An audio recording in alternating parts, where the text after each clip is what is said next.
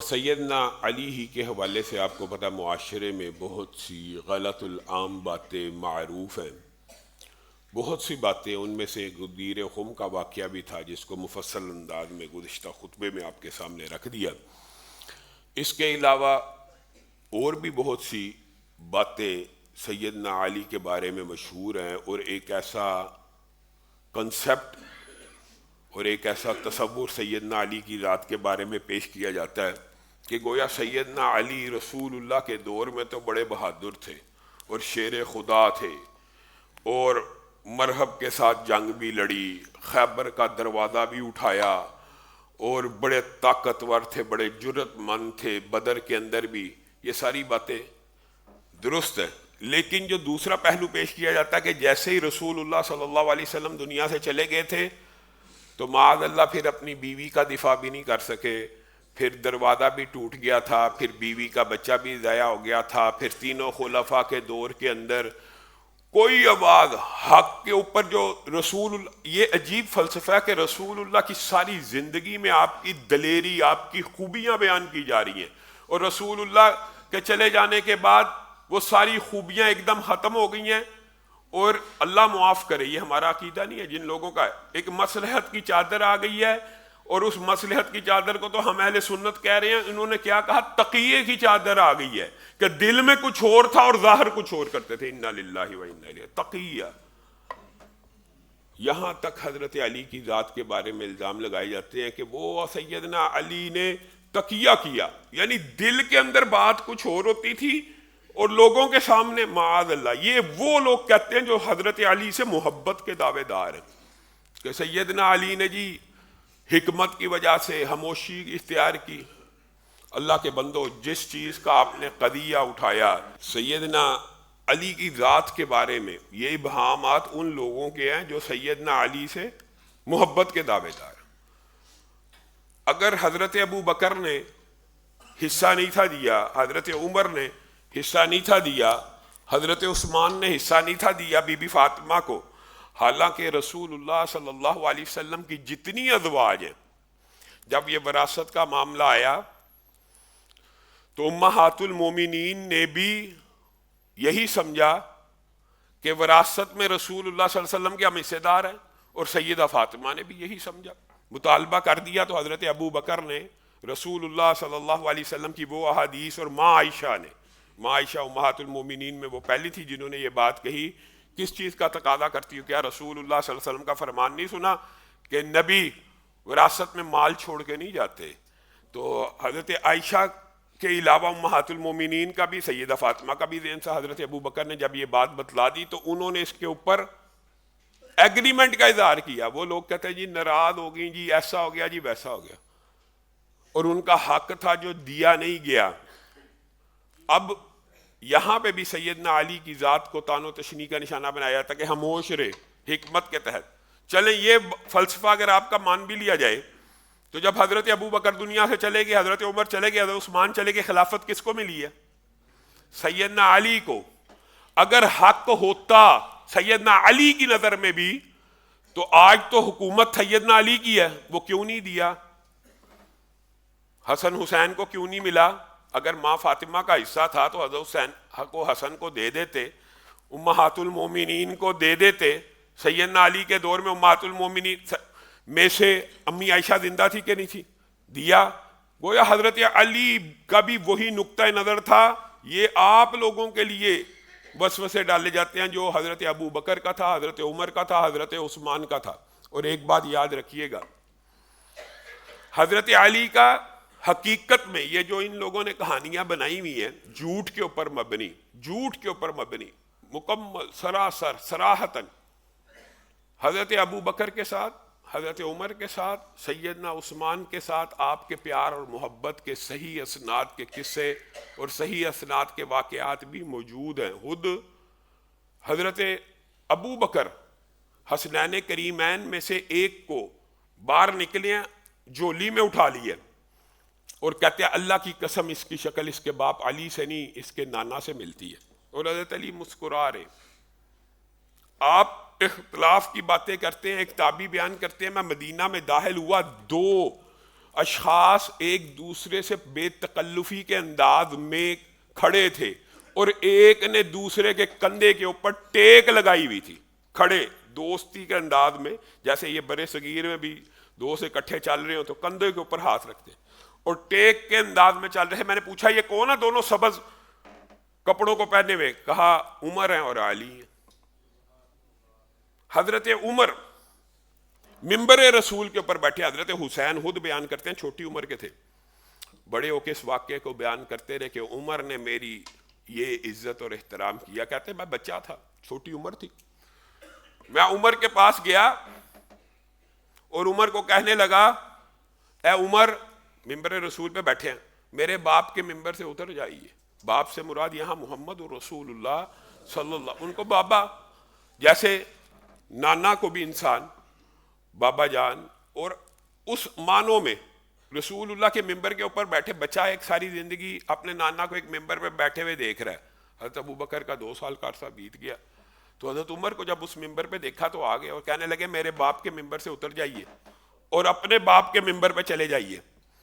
تو حضرت عمر مسکرانا شروع کرتے ہیں ان کی بات سن کے۔ حضرت حسین خود بیان کر رہے ہیں یہ واقعہ، کہتے ہیں میرے باپ کا تو ممبر کوئی نہیں ہے حسین، میرے باپ کا تو ممبر کوئی نہیں ہے، ممبر تو تیرے باپ کا ہی ہے۔ اور ان کو ساتھ پکڑا، اپنے گھر لے گئے، اکرام کیا، اور پھر ذہن میں ایک خیال آیا حضرت عمر کے، حضرت حسین کہتے ہیں، کہنے لگے یہ بات تو نے خود کہی ہے یا تجھے کسی نے سکھائی ہے؟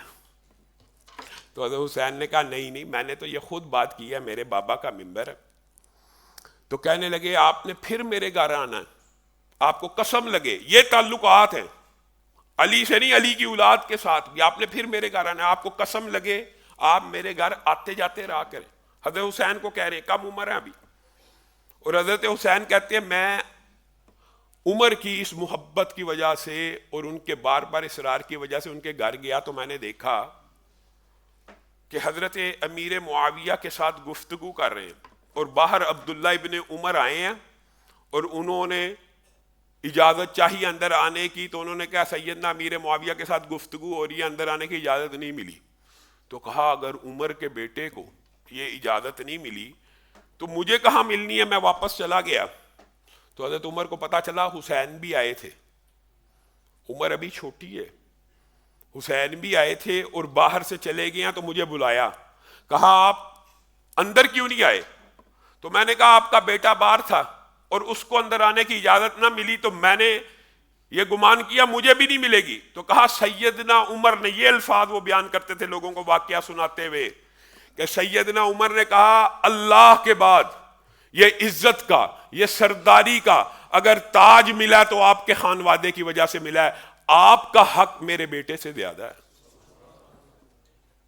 سیدنا حسین کو۔ اور باتیں کرتے ہیں جی علی نے معاذ اللہ، میں تو وہ الفاظ ہی نہیں، تقیے کا بنیادی طور پہ جو ٹرانسلیشن ہے آپ خود کر لیجیے کیا ہوتی ہے، یعنی سامنے سے کچھ اور پیچھے سے کچھ اور۔ محمد بن حنفیہ سیدنا علی کے بیٹے ہیں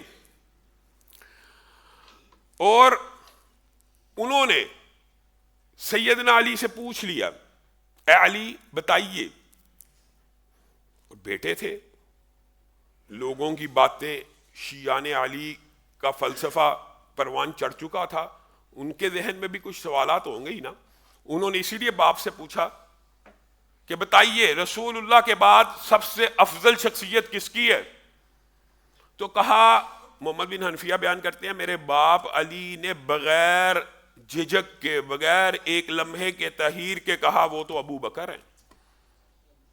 یہ کس کا قول ہے؟ سیدنا علی کا، صحیح سند کے ساتھ۔ اور پھر کہا میں نے پوچھا ابو بکر کے بعد سب سے افضل کون ہے؟ تو کہا وہ تو عمر ہے۔